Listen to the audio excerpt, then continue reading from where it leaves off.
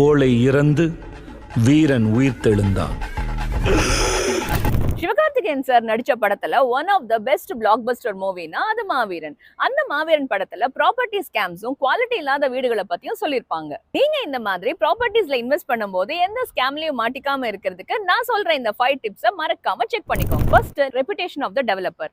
ஒரு டெவலப்பரோட ரெபுடேஷன் வச்சுதான் அவங்களோட குவாலிட்டியை நம்ம டிசைட் பண்ண முடியும். செகண்ட், கான்ட்ராக்ட்ல பில்டிங் மெட்டீரியல்ஸ் எல்லாம் என்னென்ன குவாலிட்டி சொல்லியிருக்காங்கிறத கண்டிப்பா நோட் பண்ணிக்கணும். எந்த வெர்பல் ப்ராமிசஸையும் நம்பிடாதீங்க. தேர்ட், ப்ராப்பர்ட்டியோட லொகேஷன். ப்ராப்பர்ட்டி எந்த இடத்துல லொகேட் ஆயிருக்குங்கிறத பொறுத்து அது நேச்சுரல் கெலாமிட்டி, டிசாஸ்டர்ஸ்ல எல்லாம் அஃபெக்ட் ஆகுமா, அதோட குவாலிட்டி பாதிக்கப்படுமான்னு நம்மளால கண்டுபிடிக்க முடியும். அது மட்டும் இல்லாம அதை வச்சுதான் உங்களோட குட் கேபிட்டல் அப்ரிசியேஷனும் ரெண்டல் ஈல்ஸும் கூட கிடைக்கும். இம்பார்ட்டன்ட் பாயிண்ட், அந்த டெவலப்பருக்கு எஸ்க்ரோ அக்கௌண்ட் இருக்கான்னு கண்டிப்பா செக் பண்ணணும். ஃபிஃப்த் இம்பார்ட்டன்ட் பாயிண்ட், நீங்க ஒரு ரேரா ரெஜிஸ்டர்ட் ஏஜென்ட் கிட்ட இந்த பொறுப்பை ஒப்படைக்கணும். சோ தட் அவங்க இந்த 4 பாயிண்ட்டையும் செக் பண்ணி உங்களுக்கு ஒரு சூப்பரான ப்ராப்பர்ட்டியை ஹை கேபிட்டல் அப்ரிசியேஷனோட கிடைக்கிற மாதிரி வாங்கி கொடுத்துருவாங்க.